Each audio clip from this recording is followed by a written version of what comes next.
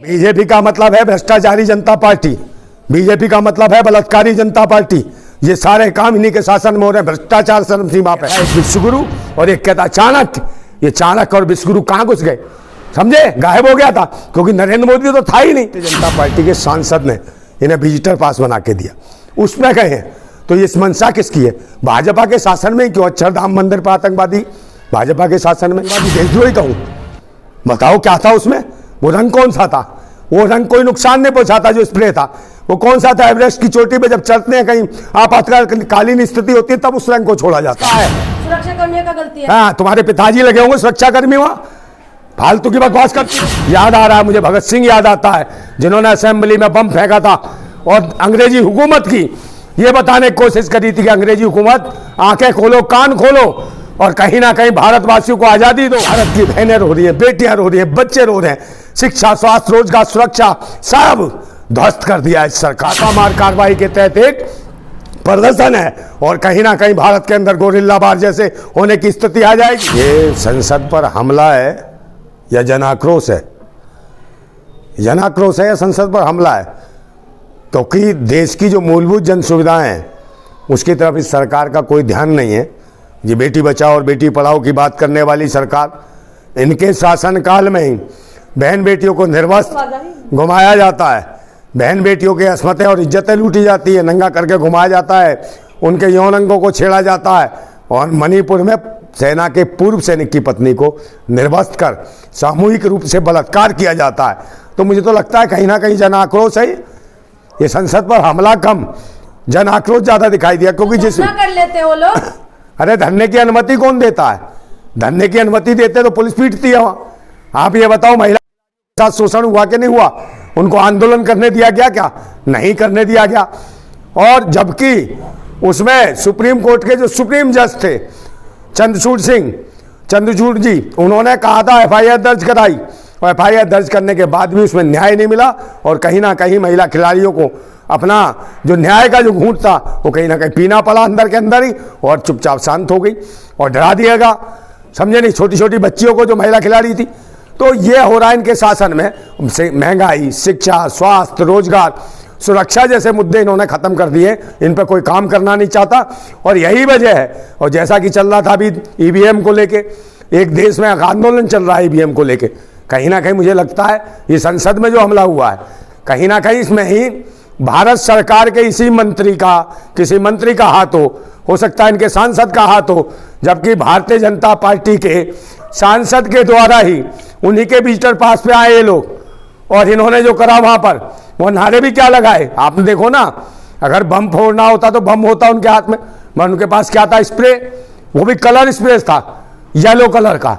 और वो कौन सा? वो नुकसान नहीं दे सकता किसी को भी, जैसा कि सोशल मीडिया पे भी बता रहे हैं लोग कि ये कलर किसी को नुकसान नहीं पहुंचा सकता, समझे नहीं? तो उन्होंने भी आज जब पीले कलर का ये जो फेंका, जो रंग फेंकने के बाद जो स्थितियां क्या हुई, मुझे इसको देखते हुए जो रंग दे बसंती याद आ रहा है मुझे, भगत सिंह याद आता है, जिन्होंने असेंबली में बम फेंका था और अंग्रेजी हुकूमत की ये बताने की कोशिश करी थी कि अंग्रेजी हुकूमत आंखें खोलो, कान खोलो और कहीं ना कहीं भारतवासियों को आज़ादी दो।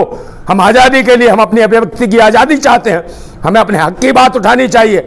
वही भगत सिंह का जो बम फोड़ना असेंबली में, वो आज याद आ गया, आज याद आ गया वो भगत सिंह। और मुझे लगता है कहीं ना कहीं भारत में एक जन आक्रोश है। ये संसद में हमला नहीं, ये जन आक्रोश कहा जा सकता है, क्रांति का ऐलान कहा जा सकता है कि जिस प्रकार से उसने मणिपुर का मामला उठाया और ये कहा कि तानाशाह सरकार, तानाशाही नहीं चलेगी, तो इसका मतलब है देश की पूरे देश की जनता त्राहिमाम है और इन तानाशाह सरकार के खिलाफ एक आंदोलन कर रही है, ईवीएम के खिलाफ, बहन बेटियों के मान सम्मान के लिए, इज्जत के लिए, किसानों की लागत, मेहनत और दाम के लिए, और सेना के जवानों के वन रैंक वन पेंशन के लिए, और सेना के जवानों को जो इन्होंने अग्निवीर बना दिया और उनके पिछवाड़े पे जो तीर चला दिया है। तो संसद में हमले नहीं है, एक छापामार कार्रवाई के तहत एक प्रदर्शन है और कहीं ना कहीं भारत के अंदर गोरिल्ला बार जैसे होने की स्थिति आ जाएगी। क्योंकि क्रांति कहीं ना कहीं देश की जनता का जो अधिकार मारा जाता है और जब उसको दबाया जाता है आक्रोश को, तो क्रांति जन्म लेती है। ये क्रांति का एक हिस्सा है और कहीं ना कहीं देश की पूरी असेंबलियों में, विधानसभाओं में कहीं इस प्रकार का आक्रोश हो गया तो भारत सरकार क्या, देश की जितनी हुकूमतें हैं वो कांप उठेंगी। मैं कहता हूं कि वो गुलाम बड़े बुज़दिल हैं जो कहते हैं क्रांति बड़ी मुश्किल है, और क्रांति हर मुश्किल को आसान बना देती है, तानाशाह कितना भी मजबूत हो से खाक में मिला देती है। ये समय आ गया है और मेरी सरकार के लिए मैं एक शब्द अपना ही शेर और बोल देता हूं कि मैंने सुने थे बेरहमी के मंजर बहुत, मैंने सुने थे बेरहमी के मंजर बहुत, आज ये मंजर मैंने देख भी लिया, और जिसको दिया था देश की हिफाजत का ठेका उसी के हाथ में खूनी खंजर देख भी लिया। ये हालत है इस भारत की बहनें रो रही हैं, बेटियां रो रही हैं, बच्चे रो रहे हैं, शिक्षा, स्वास्थ्य, रोजगार, सुरक्षा सब ध्वस्त कर दिया इस सरकार ने। ये नकारा निकम्मों की सरकार है। इनके शासन में देश के सरकारी संस्थान बेचे जाते हैं, LIC बेची जाती है, RBI बेची जाती है, एयरपोर्ट बेचा जाता है और ट्रेनें बेच दी जाती हैं। कौन बच सुरक्षित है इनके शासन में? है कहाँ है?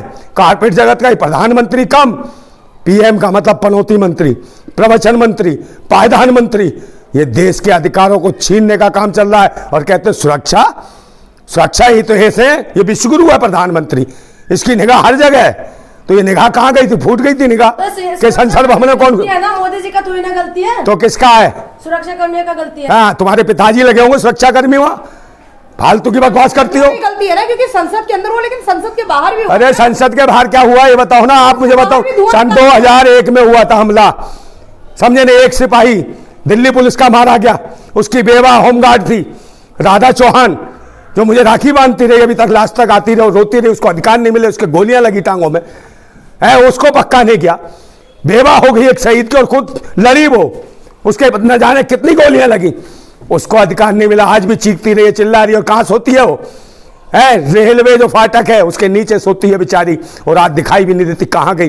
तो देश के जो हक और अधिकार के लिए जो सिपाही और जो महिलाएं, हमारी बहन बेटियां जो लड़ जाती हैं संसद को बचाने के लिए, और संसद में बैठने वाले सांसद मंत्री वही हमारे अधिकार छीन रहे हैं, वही अधिकारों पे सांपनाथ और नागनाथ की तरह डंक लगा के बैठे हो, देश की सारी सुरक्षा व्यवस्था का मजाक बना दिया है। और ये कहता है एक विश्वगुरु और एक कहता चाणक्य। ये चाणक्य और विश्वगुरु कहां घुस गए? समझे, गायब हो गया था, क्योंकि नरेंद्र मोदी तो था ही नहीं है संसद भवन में। इसका मतलब क्या है कि पता था क्या, या उड़ रहे थे 8,500 करोड़ के हवाई जहाज में मजे ले रहे थे, या कोई भूल रहे थे किसी को हाथ हिलाना है, या कोई भी मान मोड़ गए थे, किसी को हाथ हिलाना भूल गए थे क्या? मगर ऐसे प्रधानमंत्री देश के, जिन पर शर्म आती है, मैं तो खुद कहता हूं प्रधानमंत्री, मैं इस प्रधानमंत्री का विरोध करता हूं। विश्वगुरु है, क्या विश्वगुरु? हाँ, तुम्हारे घर में आके तो मंत्र मानते हैं ना, नारियल फोड़ता होगा विश्वगुरु। नंदा भाई, पहले 22 साल पहले भी बीजेपी का सरकार था, अभी भी बीजेपी का सरकार है, क्या कहेंगे? बीजेपी का मतलब है भ्रष्टाचारी जनता पार्टी, बीजेपी का मतलब है बलात्कारी जनता पार्टी। ये सारे काम इन्हीं के शासन में हो रहे हैं। भ्रष्टाचार चरम सीमा पे, बलात्कार चरम सीमा पे, बेरोजगार जनता पार्टी भी कह सकते हो, बेरोजगार भी चरम सीमा पे है, बेकार जनता पार्टी भी कह सकते हो, इससे बेकार पार्टी कोई नहीं है। ये ध्यान रखना, ऐसे लोगों से बचने की जरूरत है। और फिर मैं कहता हूं कि जिस तरीके की भुखमरी और कंगाली गरीबी है, और इसको राष्ट्रवाद बनाया जाए तो यही तो होगा, कहीं ना कहीं क्रांति चलेगी, कहीं ना लोग आज़ादी के लिए लड़ेंगे, संपूर्ण आज़ादी की लड़ाई लड़ेंगे। तो फिर मैं कहता हूं कि आपको बताना चाहता हूं कि जो जिस तरीके से ये हुआ संसद भवन में हमला, ये किन की मर्जी से हुआ है? भारतीय जनता पार्टी के सांसद ने इन्हें विजिटर पास बना के दिया, उसमें गए हैं। तो ये मंशा किसकी है? भाजपा के शासन में क्यों? अक्षरधाम मंदिर पर आतंकवादी भाजपा के शासन में, हाँ बिल्कुल पब्लिसिटी कर रहे हैं, क्योंकि ईवीएम का आंदोलन तेजी से चल रहा था, कहीं ना कहीं ईवीएम के मुद्दे को दबाने के लिए। और बार बार भारत निर्वाचन आयोग कम, भाजपा निर्वाचन आयोग ज्यादा बन गया वो, समझे ना, बार बार ईवीएम की सफाई देता है निर्वाचन आयोग। इस निर्वाचन आयोग में कौन है, कौन से अधिकारी आतंकवादी हैं, देशद्रोही हैं, जो भारत के संविधान और लोकतंत्र को खत्म करना चाहते हैं और यहाँ के जनादेश को इस तरीके से मुंहतोड़ जवाब देते हैं, कैप्चर कर लेते हैं। तो जनादेश तो एकदम खुल के नहीं आ रहा, सब कैप्चर हो रहा है। और किन राज्यों में कैप्चर किया है? मध्य प्रदेश, छत्तीसगढ़, राजस्थान, जिनमें जातिगत जनगणना की बात हुई थी, जिसमें ओबीसी आरक्षण की बात हुई थी, उन्हीं को मुख्यमंत्री बनाया। आप इस पे कुछ नहीं बोल सकते। कौन सा ओबीसी को? अभी देखना, ओबीसी कर रही है, ऐसी की तैसी हो जाएगी, तुम्हें हटवाएंगे, ये देख लेना। और ये इसीलिए बनाया मोहन यादव को और देश में, क्योंकि ये पहले भी यादव बनाना चाहते थे राजस्थान में, मगर वहां इनके समीकरण चले नहीं। वहां पर भी एक संदेश देना था कि ब्राह्मण देवता आ गए, तो इनकी मानसिकता वही है मनुस्मृति वाली, समझे। मनुवादी कम है, अब ये मनीवादी हो गए। देश की सारी संपदा और मनी पे कब्जा बना के बैठे हैं, समझे नहीं? पार्लियामेंट के अंदर घुस जाते हैं, आप उनको भगत सिंह के साथ तुलना कर रहे हैं। तो क्या हो गया? क्या कहूं मैंने?